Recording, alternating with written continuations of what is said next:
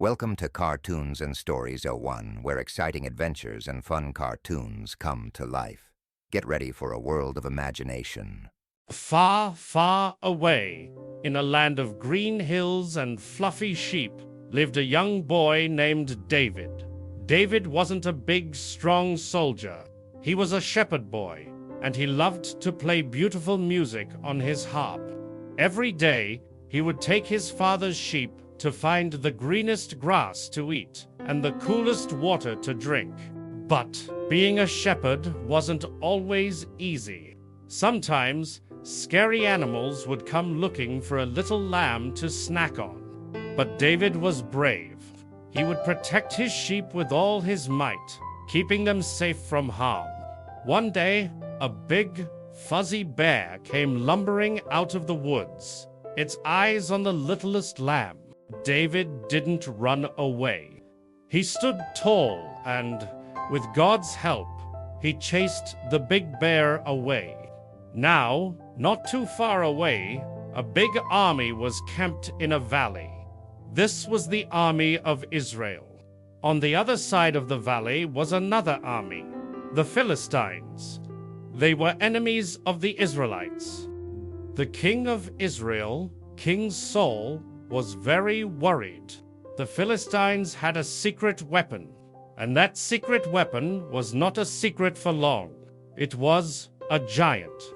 His name was Goliath, and he was taller than a house and stronger than 10 men.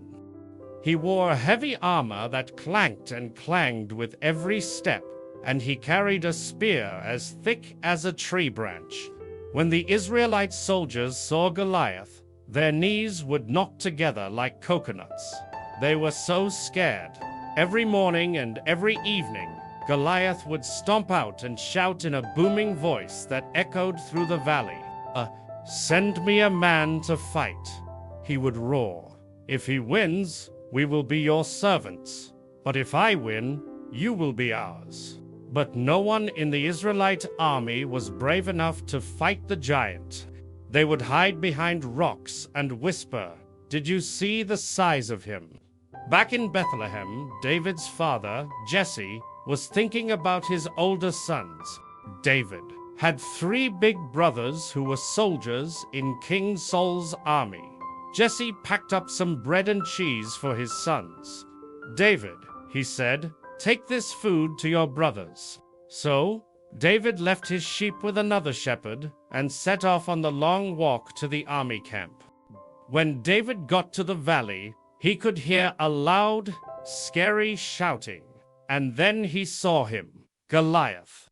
The giant was bigger and scarier than any lion or bear David had ever seen. David saw the brave soldiers of Israel running away from the giant. This made David feel sad. "Why is everyone running away?" David asked the soldiers. "Who is this big bully?" A soldier told David, "That's Goliath. He wants to fight one of us, but we're all too afraid." David's oldest brother, Eliab, saw him and was not happy. "What are you doing here, little brother?" he grumbled. "You should be at home with the sheep." But David wasn't listening. He knew something had to be done. He couldn't let this giant make fun of his people and his God. "What will the king give to the man who beats this giant?" David asked. "The king will give him lots of riches," they said, "and he can marry the king's daughter." David's heart was filled with courage. He said, "I will go and fight this Philistine." The soldiers looked at David, a small shepherd boy, and they laughed.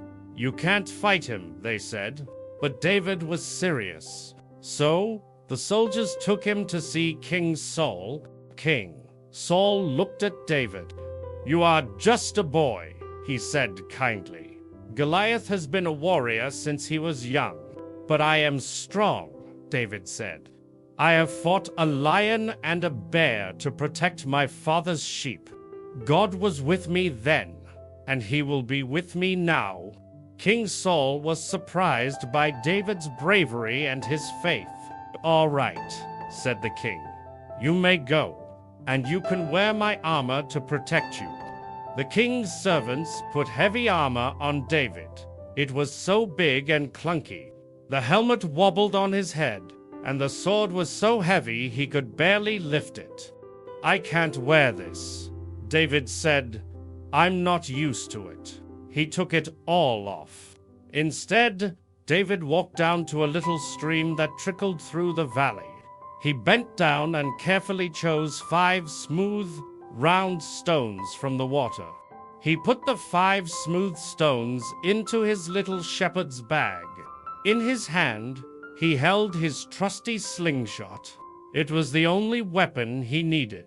With his staff in one hand and his sling in the other, David walked out into the valley to face the giant.